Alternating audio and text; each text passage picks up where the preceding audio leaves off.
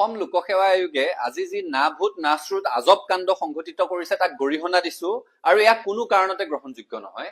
তেওঁলোকে অসম লোকসেৱা আয়োগৰ সংযুক্ত প্ৰতিযোগিতামূলক পৰীক্ষা 2024ৰ ফলাফল ঘোষণা কৰিছে আৰু কেইঘণ্টামানৰ পাছতে গোটেই ফলাফলসমূহ বাতিল কৰি দিছে।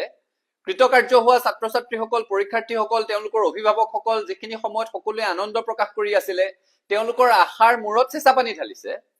পৰীক্ষাৰ ফলাফল ঘোষণা কৰাৰ আগত সাৱধানতা অৱলম্বন কৰিব লাগে। পৰীক্ষাৰ ফলাফল ঘোষণা হোৱাৰ পাছত এই ধৰণেৰে কৃতকাৰ্য হোৱা ছাত্ৰ ছাত্ৰীসকলৰ, তেওঁলোকৰ অভিভাৱকৰ আশা, সুখানুভূতি, আনন্দত এই ধৰণেৰে কুঠাৰাঘাত কৰাৰ অধিকাৰ অসম লোকসেৱা আয়োগৰ নাই। গোটেই বছৰটোত তেওঁলোকৰ কামটোৱে হৈছে পৰীক্ষা পতা এটা অনুষ্ঠান আৰু সেই নিজৰ একমাত্ৰ দায়িত্বটো যিসকলে দায়িত্ব সহকাৰে পালন কৰিব পৰা নাই, সুকলমে পালন কৰিব পৰা নাই, অপদাৰ্থ প্ৰশাসনৰ ইয়াতকৈ জ্বলন্ত উদাহৰণ আৰু নাই। আজি এতিয়া যিসকলে কৃতকাৰ্য হৈছিল তেওঁলোকক অনিশ্চয়তাৰ মাজলৈ ঠেলি দিলে, যিসকলে কৃতকাৰ্য হোৱা নাছিল তেওঁলোকে ইতিমধ্যে সেই দুখটো পালেই।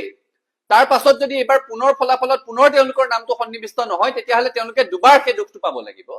গোটেই প্ৰক্ৰিয়াটোক অনিশ্চয়তাৰ মাজলৈ ঠেলি দিলে।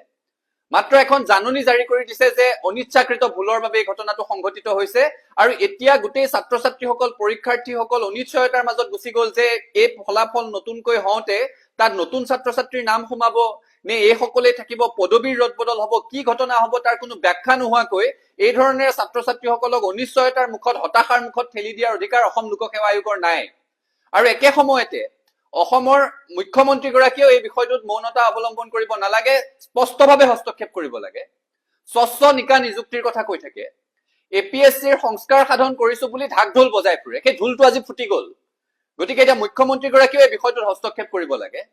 ইনএডভাৰ্টেণ্ট ইৰৰ বুলি কৈ দায় সাৰিব কোনেও নোৱাৰিব আৰু যাৰ ভুলৰ কাৰণে, যাৰ গাফিলতিৰ কাৰণে এই ঘটনা সংঘটিত হবলৈ পালে, যাৰ গাফিলতিৰ কাৰণে, যাৰ ত্ৰুটিৰ কাৰণে এই ধৰণে ছাত্ৰ ছাত্ৰীসকলৰ মূৰত মাধমাৰ সজোৱা হ'ল, তেওঁলোকক দোষী সাব্যস্ত কৰিব লাগে, তেওঁলোকক কঠোৰ শাস্তি দিব লাগে আৰু ভৱিষ্যতৰ দিনত যাতে এনেকুৱা ঘটনা নহয় তাৰ বিহিত ব্যৱস্থা গ্ৰহণ কৰিব লাগে।